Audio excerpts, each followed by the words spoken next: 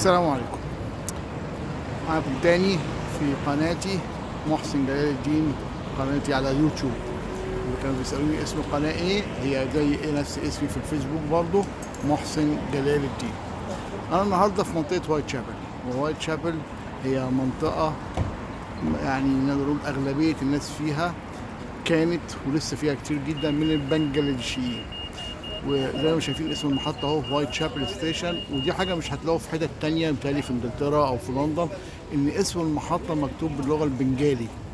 يعني دي حاجة فريدة، يعني يبقى اسم المحطة، مفيش محطة اندر جراوند اعتقد تانية في لندن مكتوبة بلغتين، بس دي منطقة مكتوبة هنا بره اهي مكتوبة باللغة البنجالي، وجوه مكتوب ويلكم تو وايت شابل بالانجليزي وبالبنجالي برضه. اوريكم الاسم هنا اهو مكتوب اهو، وايت شابل، ويلكم تو وايت شابل هنا وهنا.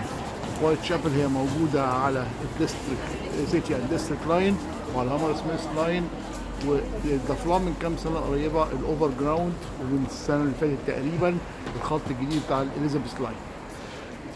وايت شابل هنا المحطة، احنا في وايت شابل رود. زي ما انتم شايفين لو طالع من المحطة، هي وايت شابل تابعة لحي تاور هاملتس، وده مبنى الحي تاور هاملتس تاون هول.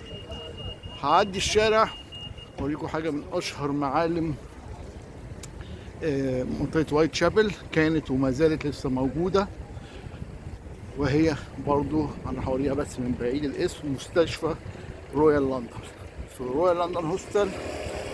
حتى الباب ده اسمه لندن هوستل تافرن.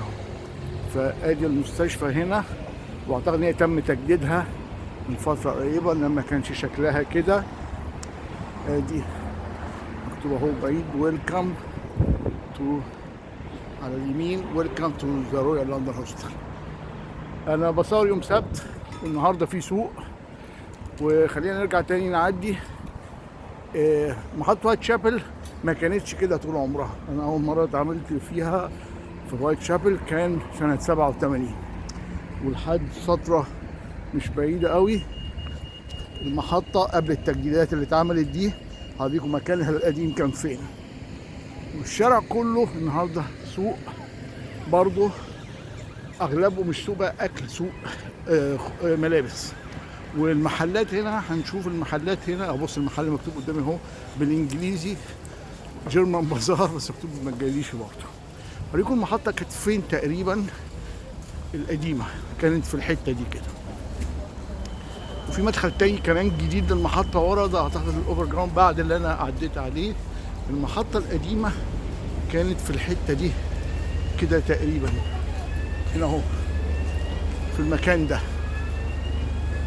البادجل ده كان زمان اسمه 7-11، كان تطلع من المحطة تلاقيها على اليمين على طول.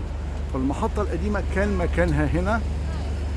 ونقدر نشوف من هنا اهو ان النهارده الشارع كله فيه اسواق او هدوم ستورز، دي النصبال دي بتاعت الهدوم، ولا كأنك في زنقة الستات او في المنشية في اسكندرية. هنشوف نمشي نشوف قد ايه، ونشوف المحلات الاكل البنجلاديشي في المنطقة هنا. ده دوت منزلية هدوم.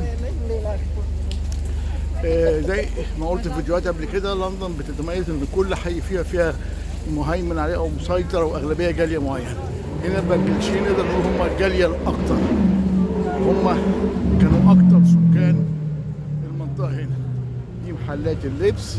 هنشوف على اليمين محلات الاكل برضو، في اوبن بوفيه اعتقد كان شفته بسعره حوالي 16 جنيه استرليني، في 30 نوع من الاكل.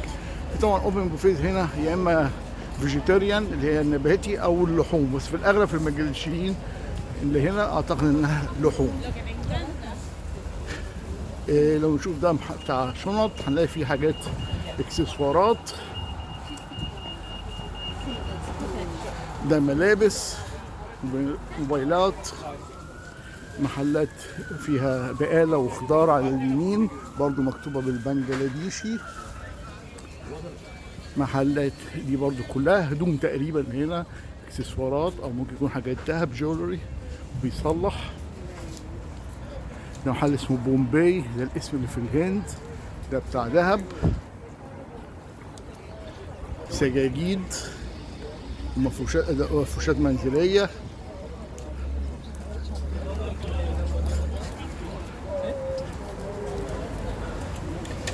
الأغلب لبس، ده خضار، قليلين هنا بتوع الخضار والفاكهة، الأغلب هدوم. زمان ما كانش كده، ما كانش كل المنطقة دي سوق، ما كانش فيها هدوم بس. نعرف المنطقة هنا من الثمانينات. نبتدي نشوف المحلات برضو بتاع أكل.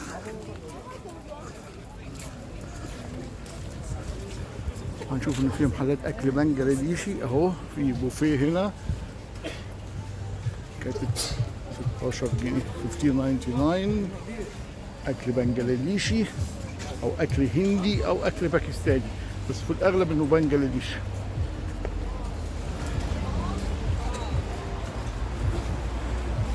ظريف قوي اهو المحل، مكتوب عليه الاسم، اعتقد بنجلاديشي، وتلاقي مكتوب عليه حلال، وبسم الله الرحمن الرحيم موجود اهي في المحل. لندن بتتميز زي ما قلت قبل كده انها بلد كوزموبوليتان، بلد فيها تسامح، بلد فيها تقبل للاخر. اكل تاني اهو بنجلاديشي.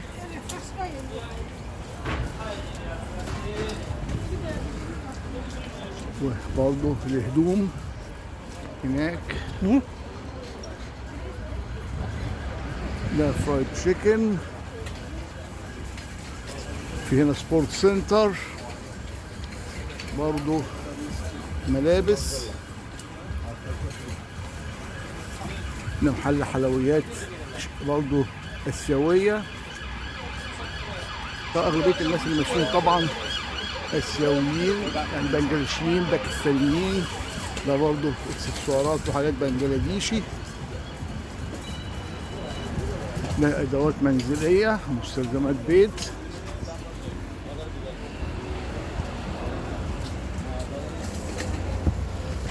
نكمل ماشي. الشارع اللي انا ماشي فيه ده وايت شابل رود، شارع وايت شابل. ده خضار وفاكهة، ده اللي انا صورتهم في الفيديو بتاع ويلسون ستو، سوق ويلسون ستو.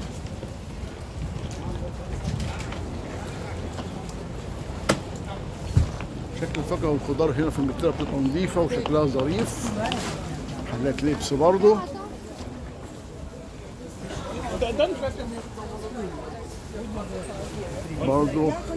لبس. الشارع مسيطر عليه اللبس، يعني زي ما بقول اكتر من الخضار والفاكهة، بالاضافة الى المطاعم اللي هي البنجلاديشية على اليمين. طبعا قدام شوية في حاجة تانية، ده محل جديد انا ما شفتوش قبل كده، الكلاب كوفي اعتقد اسمه كده. شكله ظريف والقعدة ظريفة، مش عاملين اشغال دول، مش عارف ولا ايه.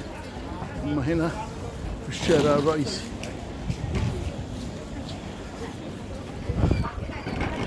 بوفيه برضو هنا، eat as much as you can، كل زي ما انت عايز. محل كان مشهور جدا، سونارجون. اكل عنده البوفيه، الكبار ب15، الاطفال ب10.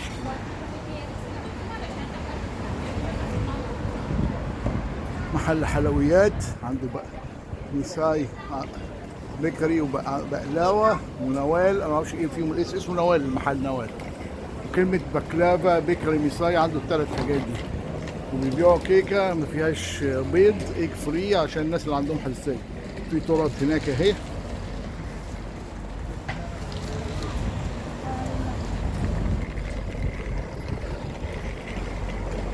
طبعا شايفين اتوبيسات لندن، عشان رغم ان انا هنا في لندن، رغم ان المنطقه كلها ما تحسسكش انها انك في لندن.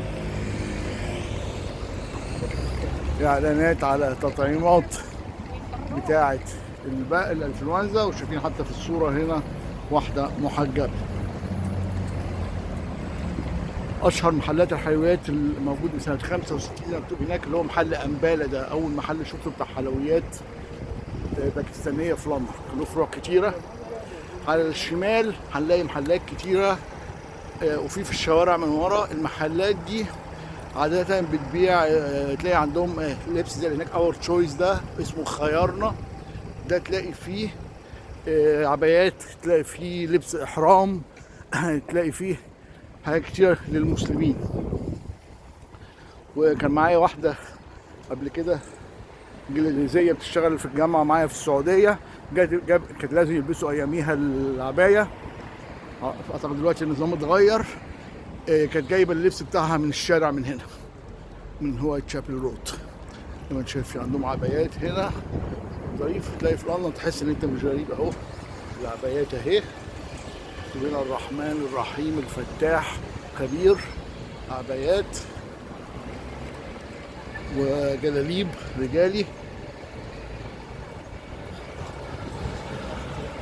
تقدر نشوف من ورا هنا منطقة السيتي. احنا هنا قريبين قوي من منطقة ليفربول ستريت. اخر الشارع ده من هنا منطقة اولد جيت. تلاقي اولد جيت ستريت ستيشن، وبعد كده محطة اولد جيت اللي هم على السيركل لاين. اولد جيت ايست دي على الديستريكت لاين. محل اهو كمان عنده اكل حلال اهو مكتوب فيه ميد بوينت عند جريل ونقل بيتزا. ده الاكل اهو الموجود. تشيكن برياني، ميت برياني. دي اسعارهم والله مش وحش، 2 جنيه. رايس وميت ورز ولحمه ب4 جنيه. لام دولار وشيبس 3 جنيه ونص. ده طبق صغير طبعا. حد ده اسمه مكة، محل حلال برضه. وادي محل تندوري، ده اعتقد حلال برضه. كل ده في وايت شابل رود. شارع طويل جدا، واهم ما يميز وايت شابل رود واللي ان شاء الله هعرضه في فيديو تاني هو ايست لندن موسك، جامع شرق لندن. جامع شرق لندن من اهم الجوامع هنا في لندن. لندن فيها اعتقد فيه 450 جامع على الاقل اللي انا اعرف ان هم موجودين، غير اماكن الصلاه. لندن فيها جوامع عددها ما تلاقيهاش في مدن في دول عربيه واسلاميه. وده اللي بيميز لندن بانها تعدديه وقبول الاخر، وده اللي يميزها عن اي بلد في العالم. اسلامك ريليف هم لهم فرع هناك. وعلى فكره وانا طالع من الاندر جراوند كل البوابات عليها اعلانات الاسلامك ريليف. دي تشاريتي او مؤسسه خيريه للمسلمين. انا هحاول اعدي على الرصيف الثاني بحيث ان انا اصور الجامع من الناحيه الثانيه عشان تشوفوا الجامع. مآذن اهي بتاعت الجامع. وانا هختم الفيديو ده ان شاء الله بصوره للجامع من الناحيه المقابله عشان يبان الجامع كله. مكتوب اهو ذا ايست لندن موسك، جامع شرق لندن. محلات تانية برضو. شايفين اغلبيه الناس اللي واقفه هنا محجبات، مش اي مضايقه هنا المحجبات. كان في مراقبات ماشيين برضو. اسلامك ريليف اهو بيلموا فلوس للاغاثه والحمليات للمسلمين والدول الاسلاميه.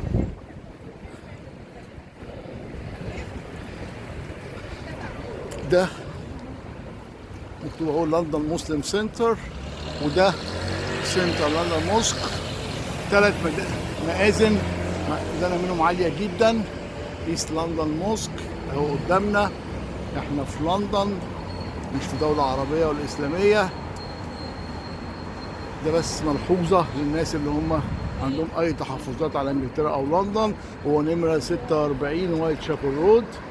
ده مدخل الرجال، وفيه أهو مكتوب هناك مدخل رجالة، وفي مدخل تاني للسيدات. أعتقد ده اللي هو في اليمين ده أعتقد إن هو الإضافة الجديدة اللي هتكلم عنها في الفيديو التاني. وأنا شايف إن في إضافات ورا كمان وفي حاجات. أرجو إن يكون الفيديو عجبكم وتشوفوا بقية فيديوهاتي على قناتي، قناة محسن جلال الدين على اليوتيوب. السلام عليكم.